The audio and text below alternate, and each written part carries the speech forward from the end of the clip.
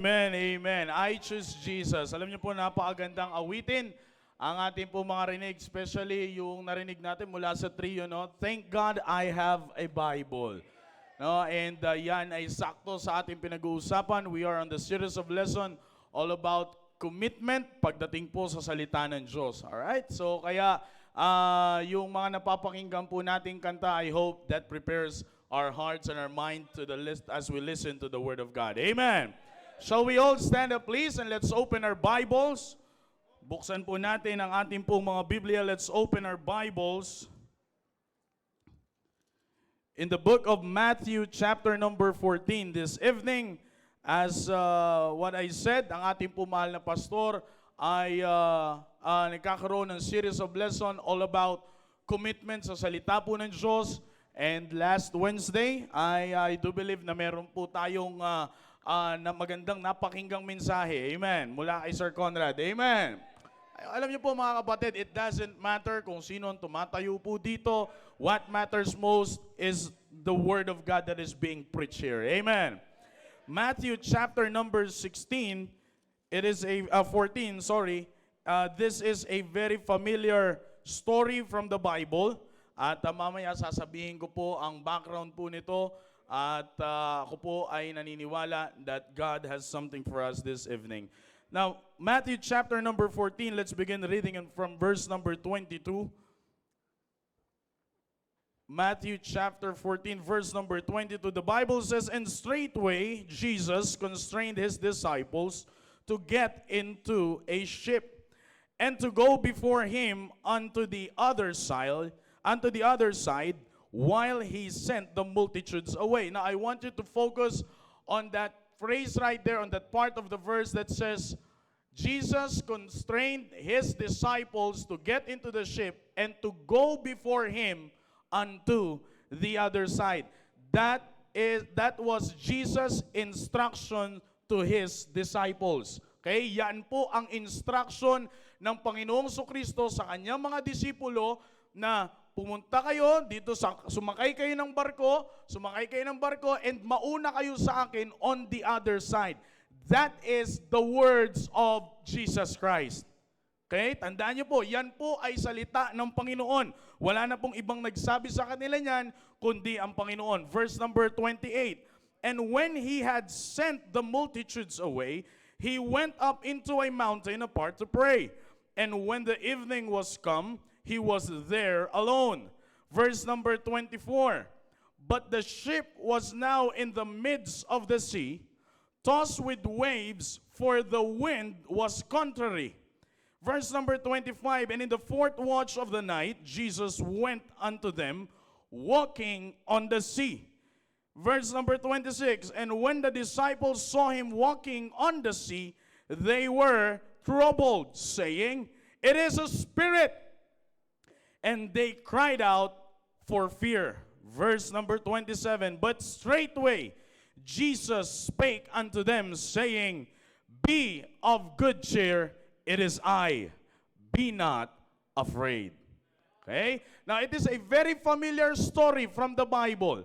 Okay? Maraming beses na po. Actually, para sa mga PSS students, you know what this message is all about. Napakinggan nyo po sa akin ito last Monday. At ako po ay naniniwala, but primarily, ay noong nagkaroon po ng series of lesson all about commitment to the Word of God, ang ating mahal na pastor, nag-aaral-aral po tayo, nagbabasa-basa po tayo, and ito pong mensahe po na ito ang binigay sa atin ng Banal na Espiritu. And then, ito po ay naihayag ko sa mga PSS student with a different kind of title, with the title, "Barriers in Your Excellence."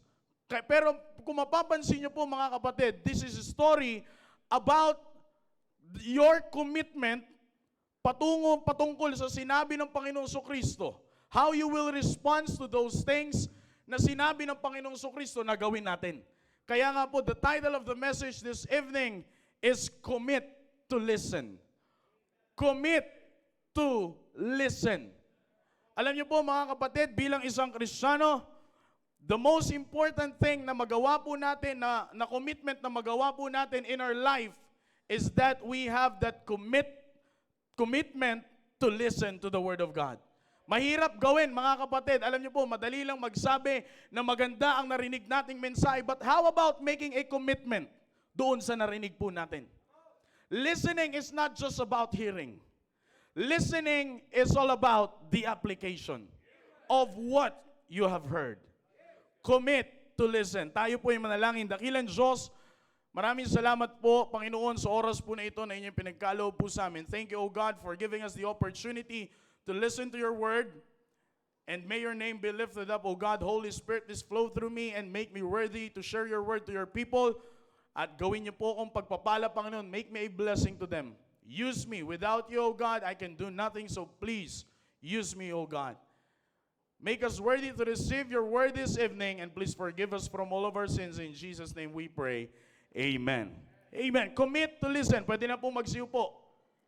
Alam niyo po, mga kapatid, as we study all about commitment patungkol po sa salita po ng Diyos, napakaganda po ang sinasabi ng ating mahal na pastor po dito.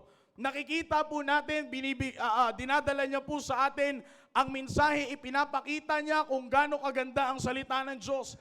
That is why the song that was sung by the trio dito kanina, it should be that kind of prayer na meron po tayo. That we are so thankful that we have a Bible. Marami ngayong tao ang hindi alam kung ano ang kanilang ginagawa.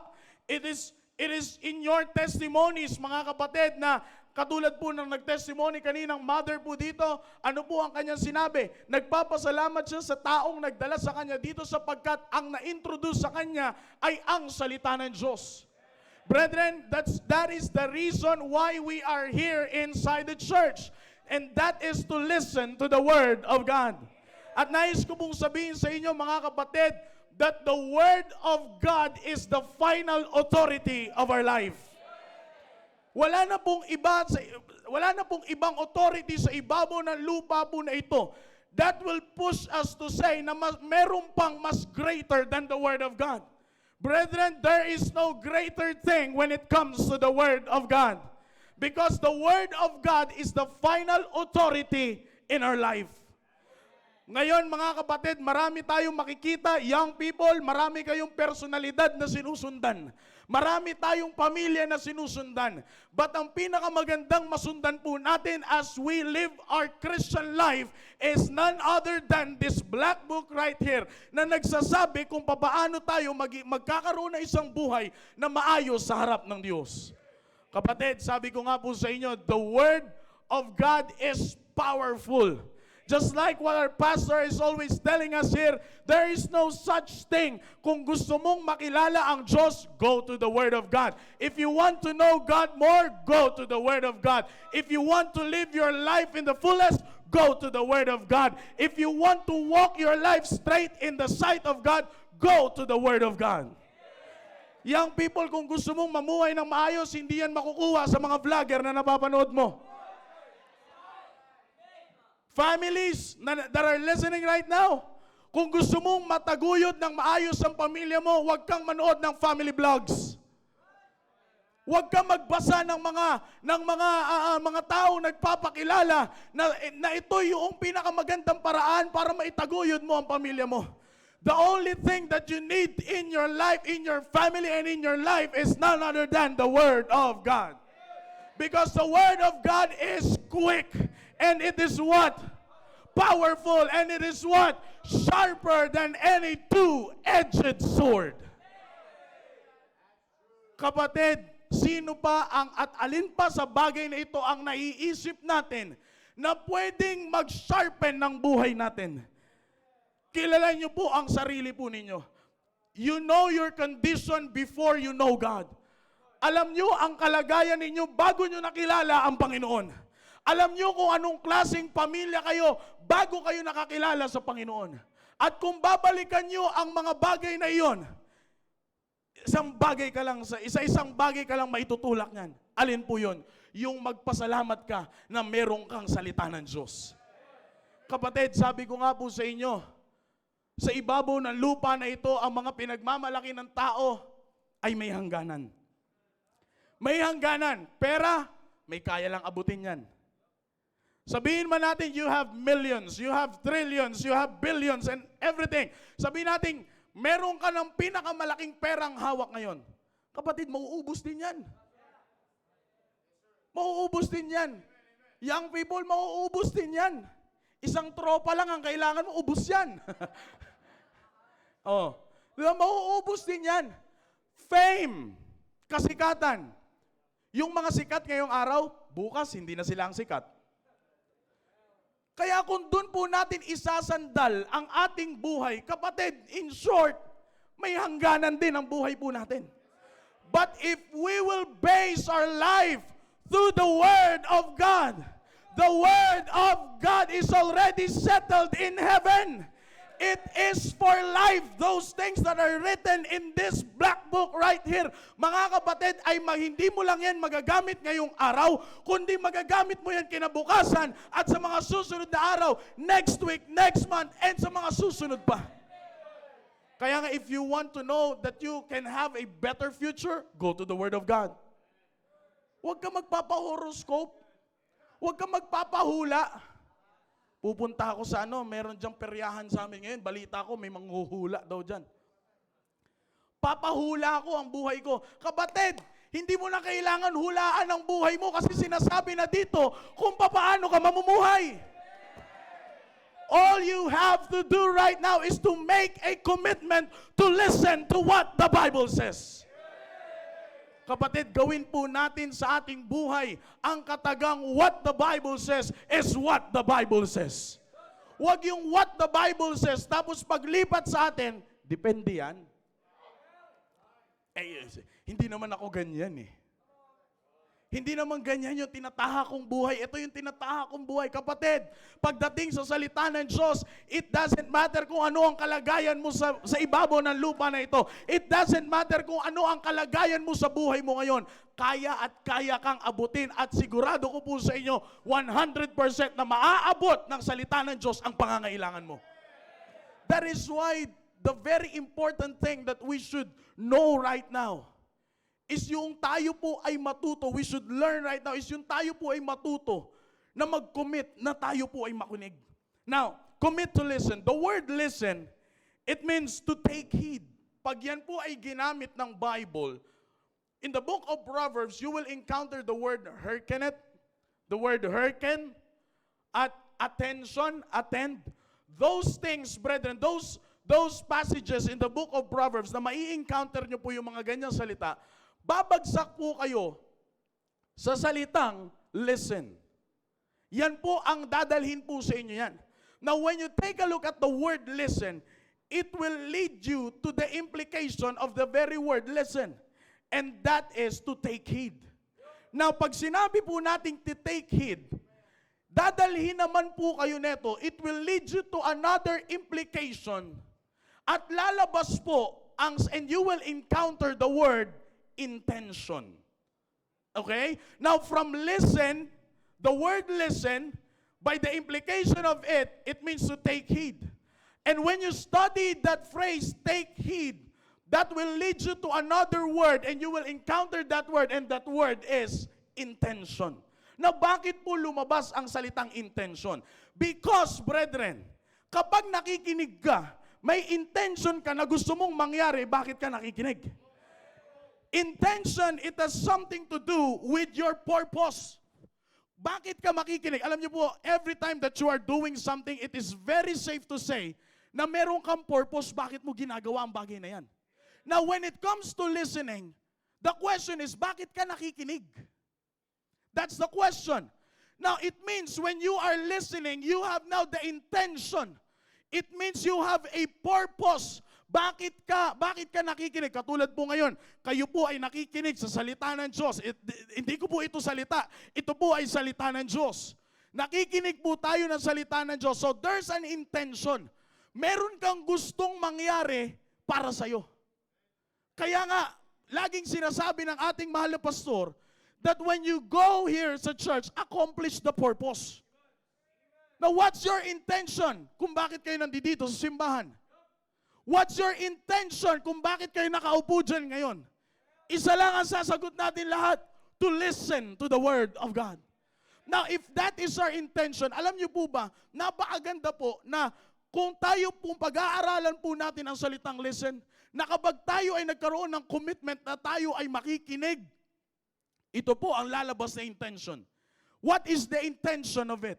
It means being available to receive someone's words, choosing to take them seriously, and wanting to become closer to them. That's the intention kung bakit ka nakikinig. Ulitin po natin.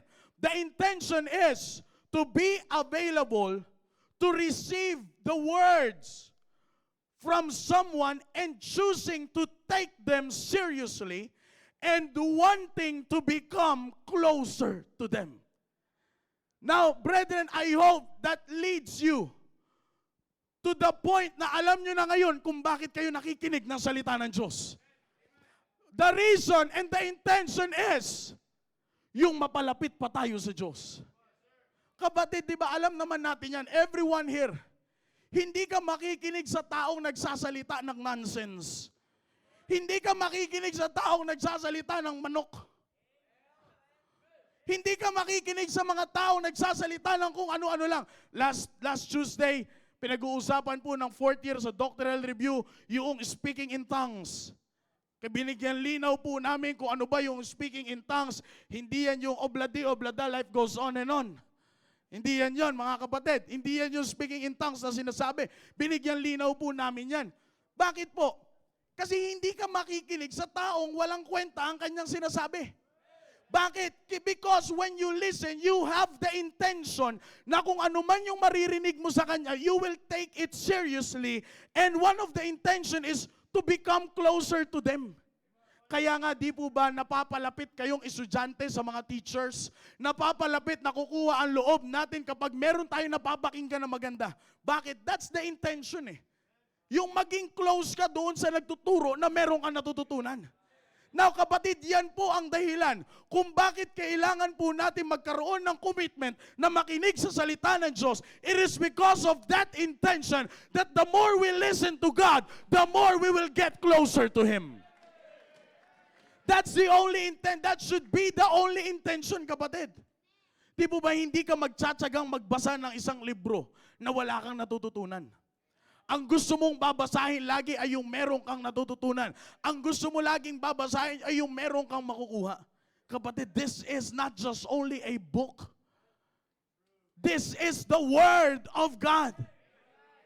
The Word, all Scriptures is given by inspiration of God. It is inspired. It is powerful, mga kapatid. Kaya nga imagine, magkakaroon ka ng commitment that you will listen to what the Bible says in your life. Hindi malabo na ikaw talaga ay mapapalapit sa Diyos. Kaya wag na po tayo magtaka, brethren, kung bakit dati, katulad ng tinitestimony kanina dito, hindi naman ganito ang kasuotan natin dati. Hindi naman ganitong klase ang buhay natin dati. The life that we have right now ay malayong malayo sa buhay natin dati. But had it not been for your commitment to listen to what the Bible says, kaya ganito ang kalagayan natin ngayon. Kaya nga sabi ko nga po sa inyo, marami po sa loob ng auditorium na ito ang makakapag-testify. And I quote ang sabi ng ating mahal na pastor, somebody can testify inside this auditorium that had it not been for your commitment to listen to the Word of God, you will never be a changed man. Kailan po tayo nagbago? Kailan tayo nagkaroon ng bagong anyo, nagkaroon ng bagong buhay? When we take heed to the Word of God. Now, dito po in the text that we've just read, this is the story of Jesus and His disciples. After the feeding of the multitudes, of the 5,000, mga kapatid, ang kasama niya po dito, the first thing that I want you to take note is the people na kasama ng Panginoon. Who are these people? His disciples. These are the people na merong commitment sa Panginoon. Take note of that. Sila ang mga taong may commitment sa Panginoon. You can never question their commitment. Bakit? Saan pumunta ang Panginoon? Matatagpuan mo sila. Sa lahat ng miracles na ginawa ng Panginoon, makikita mo sila. Pag nandiyan ang Panginoon, asahan mo nandiyan din ang mga disciples. Kahit saan pumunta ang Panginoon, nakasunod yung mga yan. These are the committed people to the Lord Jesus Christ.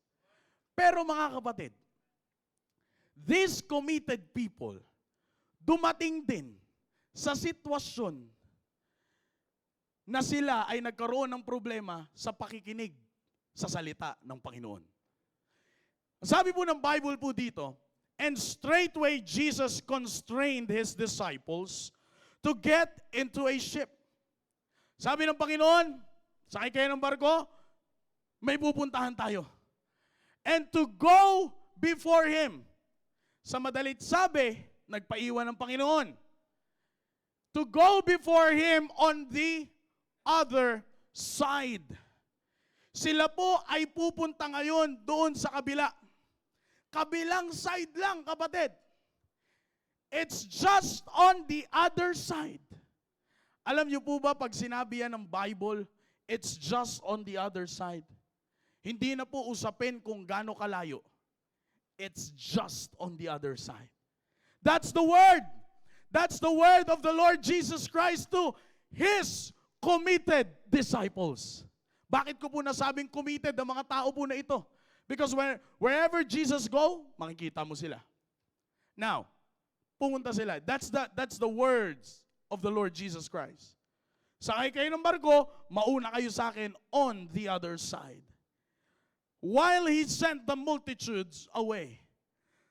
Now, verse number 23, and when He had sent the multitudes away, He went up into a mountain apart to pray. Now, as you can see here, brethren, hindi talaga nila kasama ang Panginoon. Okay? Hindi nila kasama ang Panginoon. Bakit po? May iba pang ginawa ang Panginoon. Siya pa ay nanalangin. So, the disciples now are on the way to the other side. Okay? Focus on the story, brethren. Merong iniwan ba ang Diyos, ang Panginoon sa kanila? Meron. What is that? His Word. His Word. May iniwan sa kanilang instruction. May iniwang salita sa kanila ang Panginoon. Ano yun? Mauna kayo on the other side. Go before me on the other side. Sakay kayo ng barko, then proceed on the other side. Now, sabi ng Bible, and when He had sent the multitudes away, He went up into a mountain apart to pray.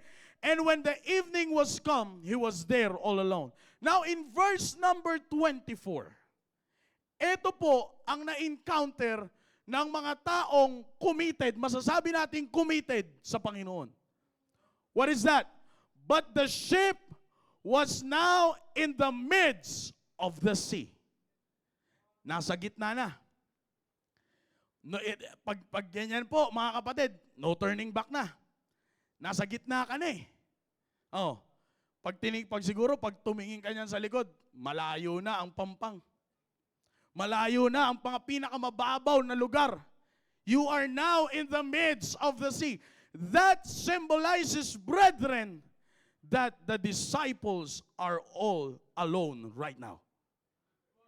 Mag-isa na lang ang mga disciples. Sila na lang ang nandoon. But again, they have what? The word of the Lord Jesus Christ. Go. The word is go. That's the word. Go onto the other side. Alam niyo po ba, mga kapatid, by implication of the word go, it means to achieve. Whatever it is that you are doing, pag sinabihan kang go, it means fulfill. It means achieve. It means maaabot mo yan. Maaabot mo ang anumang mga bagay na gagawin mo when the Lord Jesus Christ commanded you to go. Kaya nga, di ba, the Great Commission is to go. The Great Commission is all about going. Go ye therefore and teach all nations. The instruction, the word is go. That's the word of the Lord Jesus Christ to His disciples. Now, it means, anuman ang may encounter nyo dyan sa gitna, just go on the other side. Anuman ang makita nyo dyan, in the midst of the sea, just go on the other side. That's the word of the Lord Jesus Christ. But what happened is this. But the ship was now in the midst of the sea, tossed with waves. Tossed with waves. That's the first thing that they have encountered. Ang una nilang nakasagupa, mga kapatid, is the waves. Alam niyo po ba, there are some words in these verses that will, pagpo-focusan natin, that will focus on those words, dahil yan po ay may mga ibig sabihin. Let's focus on that first, the waves. Now, what is the waves? Yan po ang una nilang na-encounter. Now, the waves in this verse symbolizes things that will paralyze you. Pag sinabi nating paralyze, mga kapatid, yung hindi ka makakagalaw. Makakagalaw ka man, pero hirap ka. Now, marami po tayo. May mga Navy po tayo dito. May mga seaman po tayo dito. Kahit maliit ang waves, mga kapatid, hindi mo pwedeng sabihin na, malaki naman yung barko namin eh. Malakas naman yung engine ng barko namin. Malakas naman yung gamit namin. Ano na to eh? Hybrid na to. Hybrid na tong barko namin. Pag ito lumubog, hindi na talaga to umaangat eh. Hybrid na tong barko namin eh. Pag sobrang laki na, lilipad na lang to. Pero mga kapatid, the truth of the matter is, pag kahit maliit lang ang waves, hindi mo yan sasagupain. Bakit? Kasi mahirap kapag sinagupa mo ang waves, pag tinansya mo, ay maliit lang yan, kayang-kaya yan. No. Kahit maliit yan, papatigiling ka yan. That wave, that yung sinasabi nating waves, mga kapatid, na kahit maliit, hindi mo siya, sabi ko nga po sa inyo, hindi mo yan basta pwedeng sagasaan lang. Hindi yan humps. O minsan, di ba, ang nakakasira ng sasakyan, yung maliit na humps, hindi yung malalaking humps. Di po ba? Kailan mas malakas ang lagabog ng sasakyan? Pag yung humps, ganun lang kaliit to. Kita mo yan, kahit gaano palaki, even yung coaster, yung dinadrive ko pong coaster, kahit maliit yung humps yan, rinig na rinig mo yan pag lumagabog yan. Bakit? Kasi kahit maliit na bagay, kapatid, kaya kang i-paralyze. Kaya nga, the waves right here symbolizes those things that can paralyze you. Na pag na-paralyze ka na, syempre titigil ka. Yung normal movement ng katawan mo ay hindi na katulad ng movement ng katawan mo dati. For example, may mga kapatiran po tayo dito, and this is not to discriminate them. We love them. We are praying for them. Yung mga na-stroke, di po ba? May mga part na minsan on their left part of their body or right part of their body. Kalahati. Di ba? Pag yan ay na-paralyze, hindi yan katulad ng parehas na galaw nila dati. Maybe ang gumagalaw na lang dyan is the right at hatak-hatak na nila yung kabila. Maybe ang gumagalaw dyan is the left at hatak na nila yung kanan. Hindi na yan katulad ng normal na movement nila na maliksi sila. It will make them stop from doing those things na nagagawa nila dati. Yan ang kayang gawin ng waves. Now, another thing that they have encountered is the wind that was contrary. The wind that was contrary. Kapatid, kung meron mang pinakamahirap sagupain ay yung kontrang hangin. Iba ang nagagawa. Ang nagpapalakas ng bagyo, hindi yung patak ng ulan. Ang nagpapalakas ng bagyo ay ang hangin. Now, the Bible says, in the midst of the ship, in the midst of the sea, the ship was tossed with waves, for the wind was contrary. Now, what is the wind that was contrary? Ano po ang ibig sabihin po niyan? Things that will cause delay, frustration, and wasted effort. Bakit po? Delay. Siyempre kapatid, pag malakas ang hangin, pilitin mong pumunta doon, babagal at babagal ang movement mo. Now, as you understand the passage, there are two things na. Grabe na kapatid yung na-encounter nila. Una is the what? The waves. That will make them paralyzed. Ngayon, may dumagdag. The wind that was contrary. Magkukos ng delay. Magkukos ng delay at hindi lang yun. Ano pa ang kinukos ng contrary wind? Frustrations. And another thing, wasted effort. Bakit? Kasi pilit tayo ng pilit, hindi mo maa-achieve yung gusto mo. Bakit? May kumukontra sa'yo eh. Kapatid, kung titingnan nyo yung dalawang bagay, grabe na. Meron pang dumagdag. Ano pa po yung dumagdag? Verse number 26, may nakita pa silang multo. That's what they said. May dumagdag pa. May nakita pa silang multo daw. Ano pa yung sabi nila? Dahil ganun ang nakita nila. On their physical eyes, the Bible says, they were what? Troubled. Kinabahan pa nga. May waves na nagparalyze sa kanila, na nagpatigil sa kanila. May hangin na nagkukos ng delay. Kinabahan pa sila. They were troubled. Now, alam niyo po kung ano ang implication ng salitang troubled? Things that will make you stop. Things that will make you stop. Kapatid, bakit po? Bakit make you stop? Because being troubled will cause you to be confused na hindi mo na alam kung ano ang gagawin mo. Kapatid, ito po ang na-encounter ng mga taong may commitment sa Panginoon. Who are they? Disciples. Sila ang mga taong may commitment sa Panginoon. Pero nagkaroon sila ng problema just like us. Nagkaroon sila ng isang problema.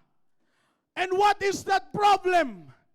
Their commitment to listen to what the Lord Jesus says. The Lord Jesus said, go on the other side. Again, the very implication of the word go, it means to achieve whatever it is on that other side. Accomplish whatever it is on that other side. Fulfill whatever it is on that other side. That's the word, go. But sometimes hindi po natin maiiwasan, kapatid, that there are barriers in our commitment to listen to the Word of God. And those barriers maybe is the waves. Those barriers are the wind that was contrary. And that barrier is what? Yung pagiging troubled mo. Pero kapatid, the good thing about this, noong ganun na ang sitwasyon ng mga disciples, ang sabi ng Panginoon sa kanila, but straightway, without any hesitation, Jesus said unto them, be of good cheer. Be of good cheer. I said, go. Be of good cheer. Alam niyo po kung ano ibig sabihin yan? That phrase implies, focus on my word. Focus on my word. Oo, may darating sa buhay mo na magpapabagal ng plano ko sa'yo. Merong darating sa buhay mo na parang kontra sa plano ko. But sabi ng Panginoon, anak, be of good cheer. Why? It is what? I. Who is that I? The subject of your commitment. Who is the subject of your commitment? The Lord Himself. That is why you need to have that commitment that whatever it is na mapapakinggan ko sa Panginoon, susundin ko yan. Susundin ko yan. Bakit? Alam niyo po kung bakit napakahalaga po na itong lesson po na ito na ating pinag-aaralan po ngayon? Sapagkat hindi mo alam kung ano ang inihanda sa'yo ng Panginoon on the other side. You may never know. Panginoon, may waves. Panginoon, there's a contrary wind. I cannot go. Anak, be of good cheer. Just go. It is my word.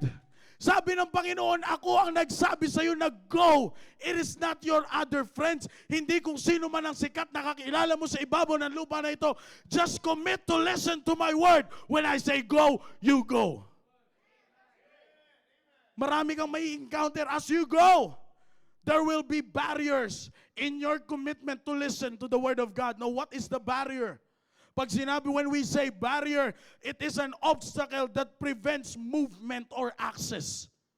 That is the word barrier. Halimbawa, ito po, itong stainless bar po na ito, this is my barrier para makapunta ako sa kabila.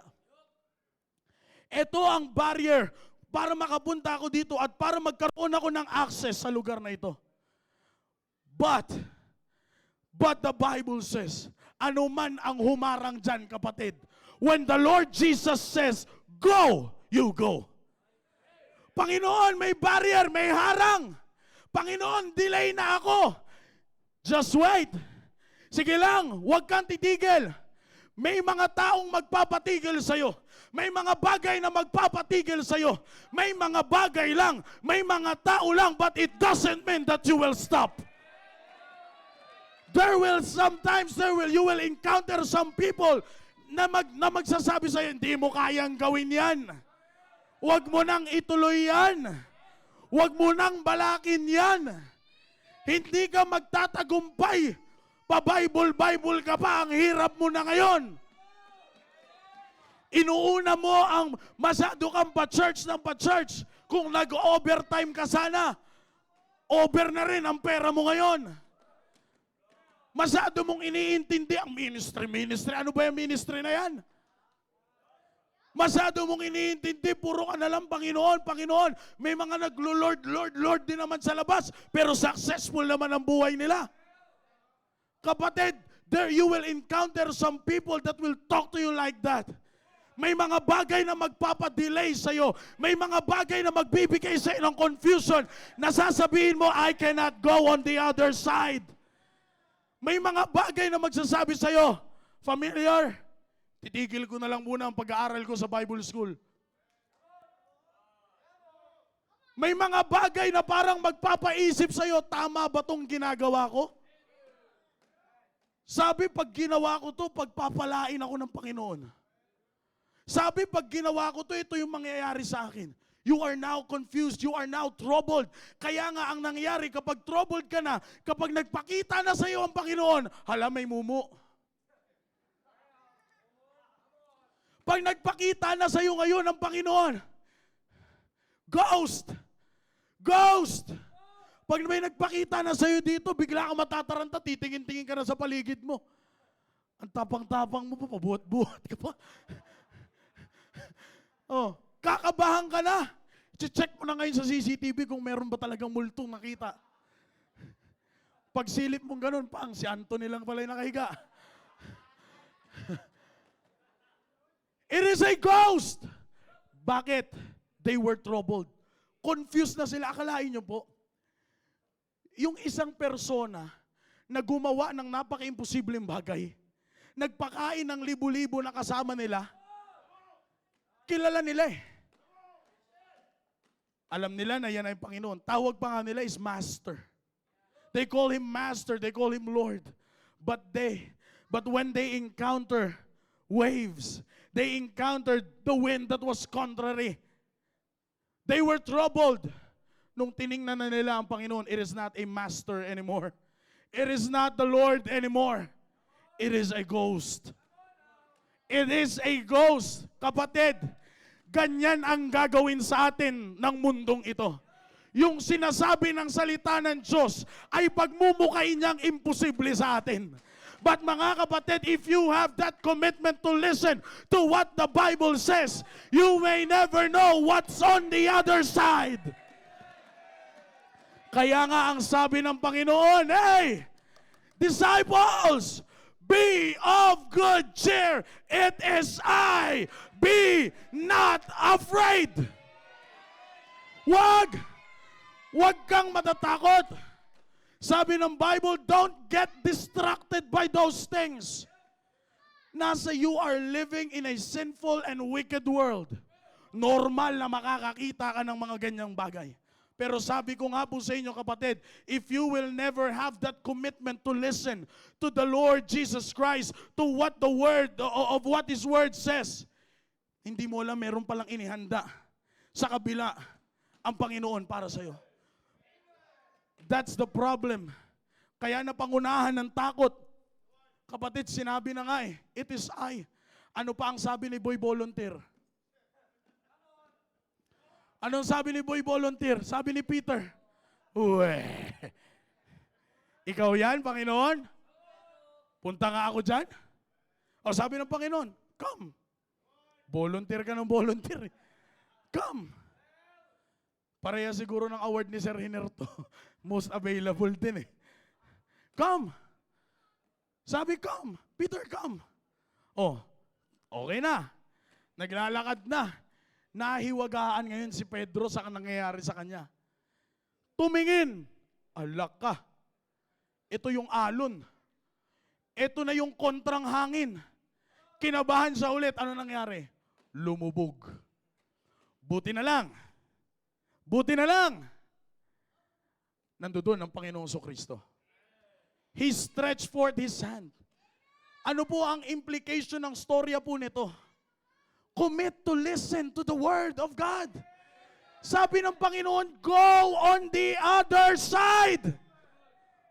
Go, just go.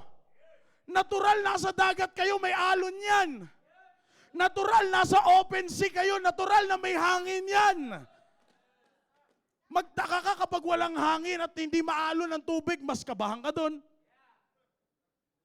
Because you may never know. At least, ito, alam mo pag ano nangyari, pwede ka bang may maisip na ito ang kailangan gawin. Diba, sabi nga natin pag may nangyayari, kalma. Relax. Mas maraming mangyayari sa'yo kapag nagpanik ka Kaya nga tingnan niyo po ito mga kapatid. Imagine, yung nangyari prior to this event, tuwang-tuwa pa yung mga disciples, nag-a-usher pa ito, tinapay para sa'yo, isda para sa'yo. Tinapay para sa'yo, isda. Panginoon, ang galing, nagkasya. Panginoon, minauwi pa yung bata. Praise the Lord. Panginoon, ang galing mo, dakila ang iyong kapangyarihan. But on the other side, may multo. What's the reason?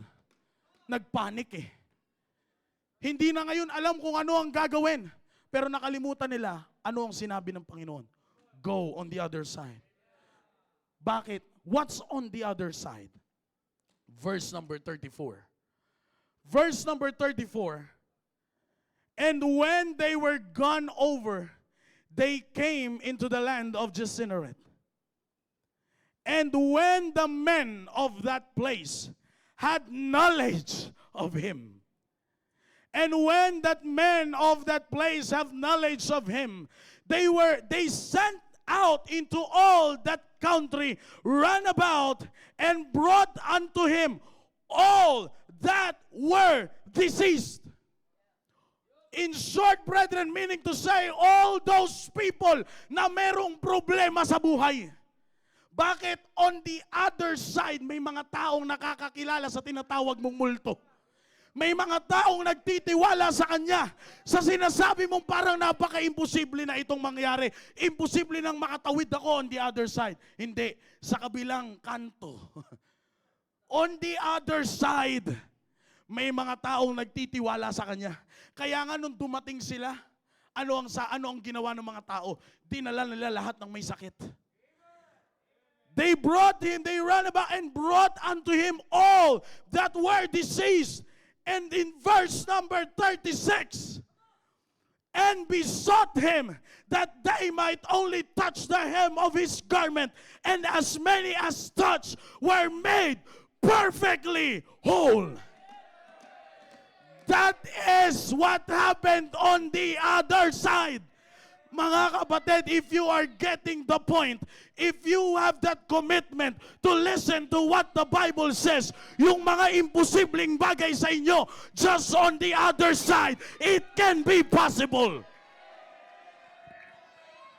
This is not to lift him up. This is not to lift him up, brethren, but ito po ay pagpapahayag that if Sir Conrad doesn't have that commitment to listen sa mga paalala ng salita ng Diyos through his ate and through the Word of God that was being preached here, hindi siya nakakapag-preach last Wednesday. Hindi siya magtitestify sa inyo na sa kabila ng ako ay lumaki ng walang magulang, ay magagamit pa rin ako ng Panginoon. Kapatid, that happened on the other side. Yan ay nangyari sa kabilang banda. Pero kung hindi siya nakinig, nung sinabi ng ate niyang, Con, go to church. Hindi lang po siya, kapatid. Some of you here, ganyan din ang sinabi sa inyo. Alas 6 pa lang, galit na kayo kasi may kumakatok sa inyo na nagsasabing, let us go into the house of the Lord. May nag-i-invite na sa inyo, nasiran ka na ng Wednesday, ay pambihira naman, Thursday nandoon ulit. Hindi pa na kontento, bumalik pa ng Friday. Sabado, kumain pa sa bahay nyo. Sabado ng umaga yun ha. Sabado ng hapon, pinamerienda mo ulit. Anong sabi? Go. Go to church. Go. Go. That's the word. Maaring, paano ka mag-go? Ano ang maaring makikita mo dyan? There's a way. Bakit go? Paano ko pag nagsimba ako? Ano mangyayari? Anong mapapakain ko sa pamilya ko? Abay, matigas-tigas to. Hindi sila mabubusog dyan. Maaring there will come a time na magkakaroon ng waves, magkakaroon ng barrier sa pakikinig mo na habang nakaupo ka dyan, pambihira naman, ang tagal pala ng pananambahan dito. Sinabi pa, aircon. Oo nga, aircon. Hanggang alas 12 naman. Tapos pagkatapos ng service, sabi, papakainin ka, biskwit pala. Eh ngayon nga, may pastel na at may kwek-kwek pa. May kikiam at fishbowl pa. This portion is brought to you by. Diba? Bila excited ka, grabe. Ang tagal pala na simba. Kung ito ay tinrabaho ko na lang, sigurado may pera pa ako. Maaring ganyan ang nasa isip mo. Pero kapatid, when Jesus says go, just go. Commit to listen. Bakit? Hindi mo alam. On the other side, imposible, pero naging posible.